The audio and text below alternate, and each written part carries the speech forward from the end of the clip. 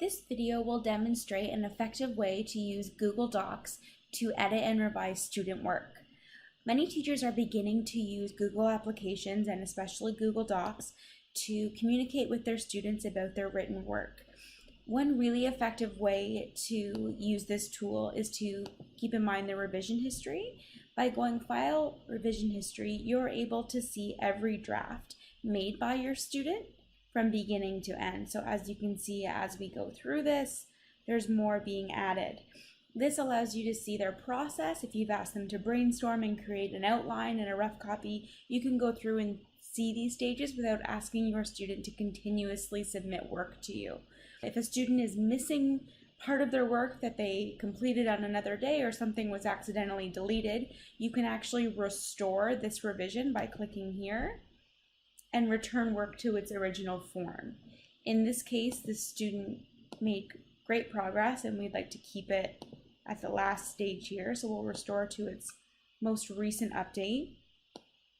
If I wanted to make comments on this work, rather than revising using an annotating tool like you would in Word, we use comments in Google Docs.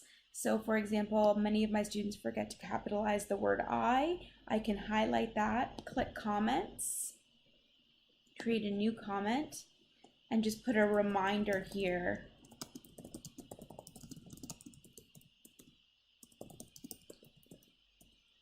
This way, your student is also going in and making the changes themselves rather than writing over top of it. This is a process where they go in and they are actually making the distinct changes rather than myself doing it.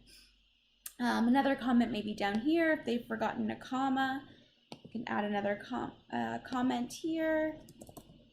Insert comma. Asking the students to take the initiative and be active in their own work.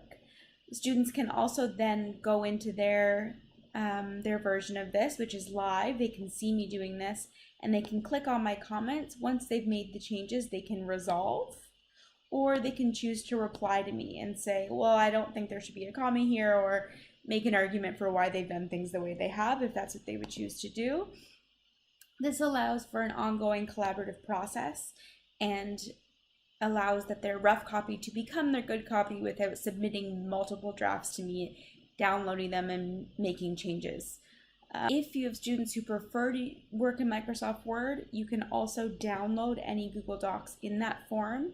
Download as a Microsoft Word, a PDF, rich text format, depending on how you want this final copy submitted. I tend to stay in Google Docs. It's a very easy change to move from one source to another. This allows for students to actively engage in the editing process while ensuring that you're monitoring and modeling the proper effective writing process for them.